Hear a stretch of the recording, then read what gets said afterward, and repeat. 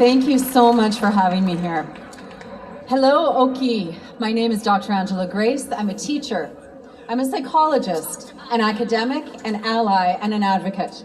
I have never been politically involved in my life until 2019. It started with putting up the lawn sign, "Protect Our Parks," and moved on to advocating for education and healthcare.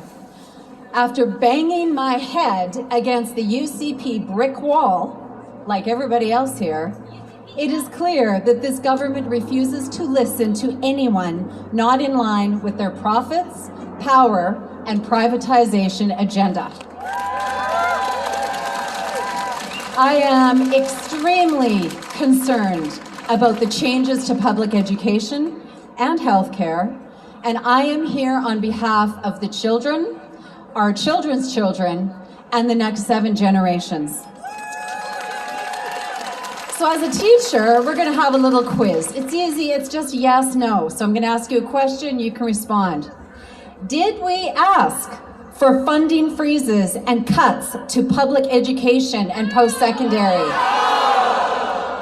Did we ask for increased class sizes, reduced resources, loss of supports for students with disabilities, and now forced teacher layoffs of over 3,000 teachers in June? No!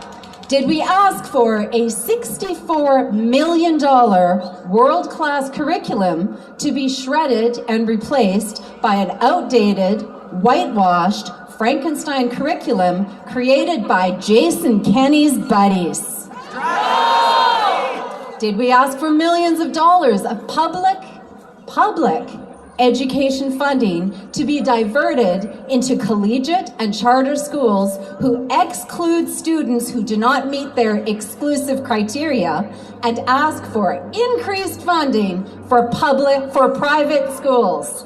No! Did we ask for the decimation of funding to the Alberta School Councils Association so that parents no longer have a collective voice? Did we ask for infringement on academic freedom? No! In the past 5 years, the UCP government has been running public education like the bullies on the playground, taking lunch money from the vulnerable children, knocking them to the ground, outing them, and then telling parents they have parental choice. None of this is a choice. These changes are being forced on Albertans by an out-of-control government that is steamrolling straight ahead with no regard for our children's future. Enough is enough.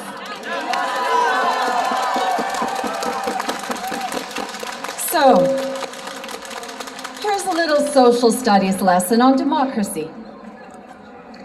If we allow this premier and this government to continue lying and making rapid and drastic changes behind our backs, we are headed directly towards private education and private healthcare, and the decimation of Alberta that we know and love.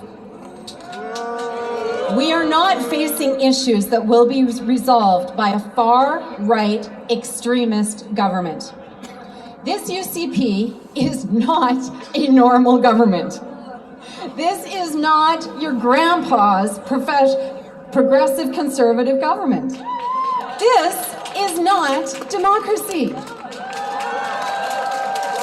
This government, this UCP government, is based on privilege, big money, entitlement, arrogance, white supremacy, and antiquated fringe ideology.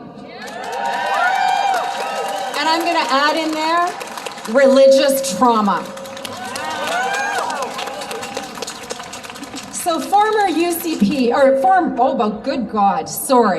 former progressive conservative MLA Doug Griffiths wrote a brilliant book called 13 Ways to Kill Your Community. The UCP is clearly writing the book 13 Ways to Kill Your Province. Deceive yourself. Don't cooperate. Live in the past. Reject everything new. ignore outsiders and experts, grow complacent, and don't take responsibility for anything. I cannot and do not want to comprehend the damage the UCP will do in the next 3.5 years. We do, and I'm gonna give you a little lesson in social justice how. So, political science, Jared Wesley, and if you haven't read his article in the Tyee, you can get it online. If you haven't listened to his recent interview, you can hear it online as well. He described the UCP government as radical, dangerous, authoritarian government that is a threat to democracy, not just in Alberta, but in Canada. He described Danielle Smith, our premier, as dangerous and crazy. He is not wrong. This is not the Alberta I grew up in. I grew up in rural Alberta. I know rural, I know urban. This is not the Alberta I grew up in.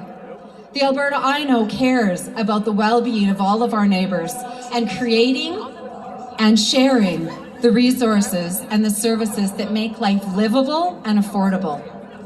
So, a little lesson on social justice. We first have to shout into the wind. We have to get it out. But then we have to resist. We have to say no. We have to stand together like this and demand better. Not just by pointing out the problems, but by seeking real solutions.